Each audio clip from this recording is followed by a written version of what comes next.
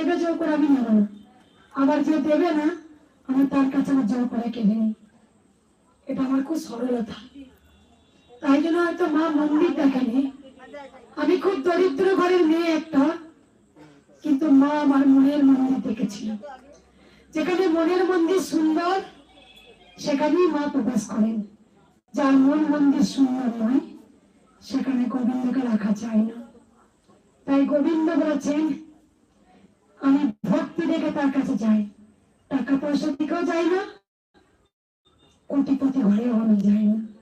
আমি যাই যার মনের হৃদয় সব থেকে বড়, আমি তার কাছে যাই। তাই ভক্তদের একটা কথা বলবো, যেখানে মায়ের কাছে আসবে না কোনো চা পাহাড়ে, শুধু কেঁদেছিলাম মায়ের একটা শাড়ির জন্য কেঁদেছিলাম, মাকে একটা ভালো মালা পরাবো তার জন্য কেঁদেছিলাম, মায়ের জন্য কেঁদেছিলাম, এখনো কাঁদছি মায়ের মন্দিরের জন্য। এটা অনেকে বুঝতে পারে না যে মঙ্গলা মা কেন পাগলামোটা করে। এক ভক্ত মা আমায় খুব ভালোবাসত, ফ্যান দিয়েছিলেন। সেই মেয়েটা নার্সের চাকরি করে, সে মায়ের চুল দান করেছে।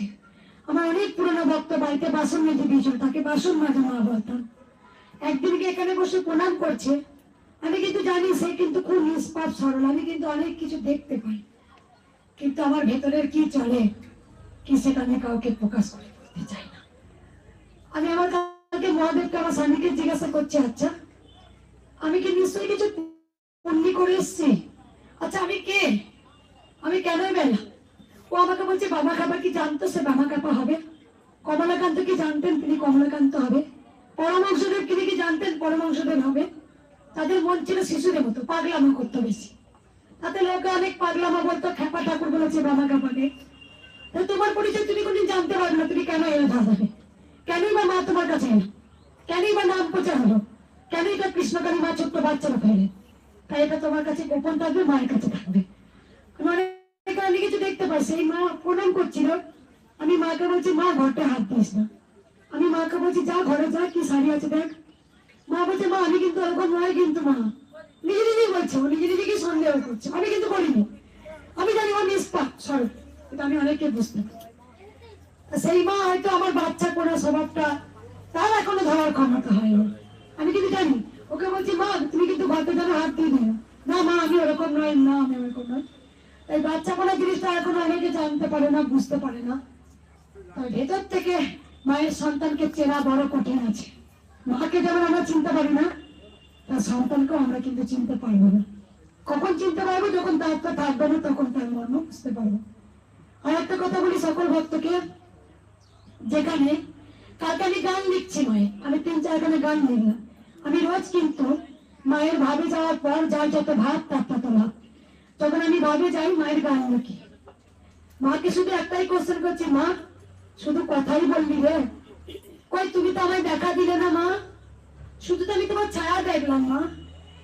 তখন মাকে বলেছি এই নয়ন দিয়ে যদি তোমায় দেখতে নাই পাই, তবে এই নয়নে কোনো মূল্য নেই, এই নয়ন তোমার সামনে উঠে দেব, তোমার চরণে আমি এই নয়ন দিয়ে দেব।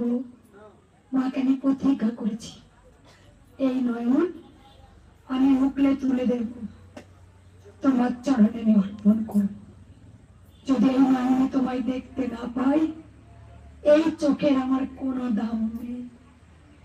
আমি জানি মা আমাকে প্রচুর ভালোবাসেন, আসবেন।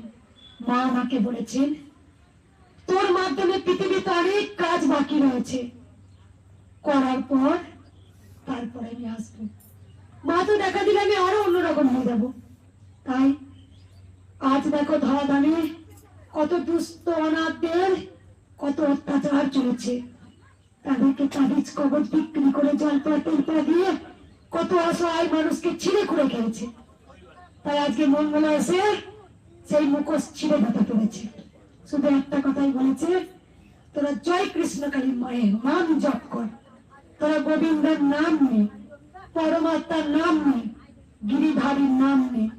গিরিধারী রামলালা, হে মধুসূদন, হে গোপাল, হে ভগবান কৃষ্ণ হে নন্দলাল, তোমরা তার নাম নাও, বদলে তার নাম নাও, সকাল সন্ধ্যে তার নাম ধ্যান করো, দেখো সেই তোমাদের উদ্ধার করে দেবে। সেই জন্যই তো মনে আমি এত সত্য। তাহলে শত্রুকে আমি আহ্বান করি আর মায়ের কাছে প্রার্থনা জানাই, মা শত্রুকে অনেকদিন বাঁচিয়ে রেখো, ভালো রেখো, সুস্থ রেখো, তাদেরকে শত্রু করার আরো মানসিকতা দিও, তাদের মস্তিষ্ক সুস্থ রাখো। কেন জানো? আমাদের শত্রু এলে কি করি আমরা? শত্রুকে বলি তো মর মর, মরতে পারি না, অন্ধ হতে পারিস না, খোড়া হতে পারিস না, কৃষ্ণকালী মা তুই খোড়া করে বলি তো। কিন্তু মঙ্গলা মাঝে অন্যরকম, শত্রু ছিল বলি তো মায়ের এত বড় মন্দির হবে, কি হবে না? শত্রু থাকলে মনে অনেক জ্বালা থাকে, কি শত্রু থাকলে পরে কি হয় জানো? ভেতরে একটা আগুন জ্বলে, আর আগুন না জ্বললে তুমি রথটাকে কোনো মতো লোহাকে পুড়িয়ে তুমি যন্ত্র করতে পারবে না।